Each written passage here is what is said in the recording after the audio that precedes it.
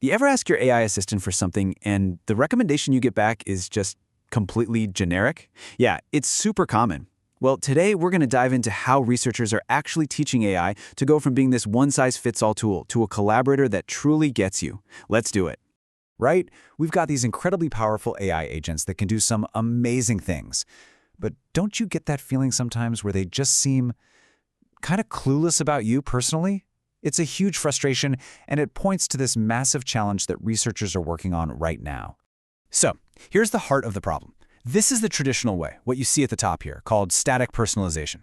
Basically, an AI gets a bunch of data about you, maybe your old purchase history or whatever, and that's it. Its understanding of you is totally frozen in time. It can't learn, it can't adapt.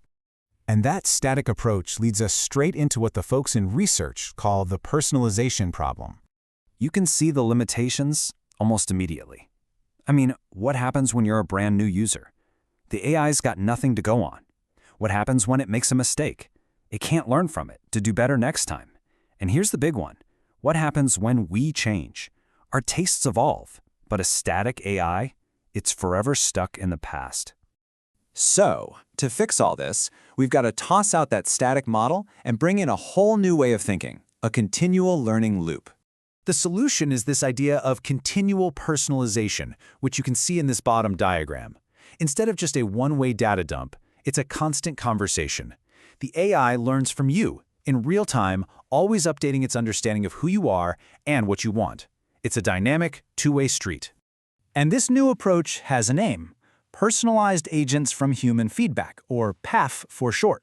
It's really built on two huge ideas: learning from live interactions with you, the user, and storing everything it learns in what's called an explicit memory. You can kind of think of it like a personal notebook the AI keeps just for you, and it's constantly jotting down new notes. Okay, so how does this actually work in practice? Let's walk through a super simple day-to-day example. The whole PAHF framework runs on this simple but really effective three-step loop. First, if it's not sure about something, it asks for more info before it does anything. That's pre-action interaction. Second, it carries out the action. And third, if it gets it wrong, it takes your correction and uses that to update its memory. That's post-action feedback. It's just this constant cycle of ask, act, and learn. Let's see this in action. On day one, a user named Kate tells her AI, "Bring me my favorite drink."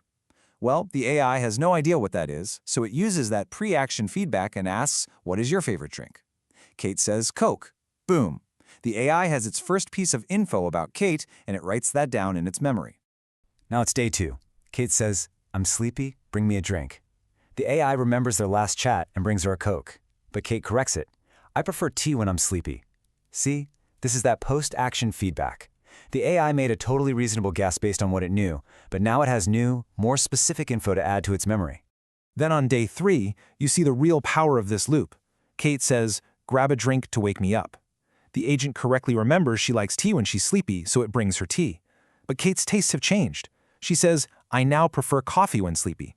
This is what's called preference drift, and, we all do it. The PAHF agent just takes this feedback, updates its memory again, and adapts. It's seamless. All right, this all sounds great in its simple example, right? But does this framework actually hold up under pressure? Well, the researchers put PAHF through its paces in two really challenging test environments. So they tested PAHF in two completely different scenarios. The first was with an embodied agent, think a physical robot, that had to help a user with real-world tasks. The second was a digital shopping assistant. So these tests really covered the whole spectrum, from the physical world all the way to the digital one. And wow, the results really speak for themselves. These graphs show the success rate of different AI models over time. Just focus on that orange line. That's the full PAHF framework. In both the physical robot test on the left and the online shopping test on the right, you can see that orange line climbing higher and faster than any other method. This means PAHF isn't just more accurate, it learns quicker too. This table really breaks it all down for us. An AI with no memory is basically guessing. It's right less than a third of the time. If you only let it ask questions beforehand or only let it learn from mistakes after, it gets better, for sure. But look at that jump. When you combine both, the way PFA does, you see this huge leap in performance, with success rates hitting over 70%. Let's just hang on that number for a second. 70.5% success. in a complex physical manipulation task. That just shows you how powerful this combination of asking first and learning from mistakes really is. It's a total game changer. So what does this all mean for the future of the AI assistants that we're interacting with every single day? This quote from the researcher's conclusion just says it all. It's not one thing or the other. It is the combination of asking those clarifying questions and correcting itself after a mistake, all tied to that updating memory that unlocks truly solid performance when you're dealing with real, changing human beings. So, here's the bottom line. The PAHF framework gives an AI the best of both worlds. Asking questions first stops it from making those really frustrating errors right off the bat. And learning from feedback is what lets it adapt and grow with you over time. This is a huge step toward an AI that feels less like a clunky tool and more like a true collaborator. So the next time your AI assistant gives you some totally random recommendation, just remember that people are working on this.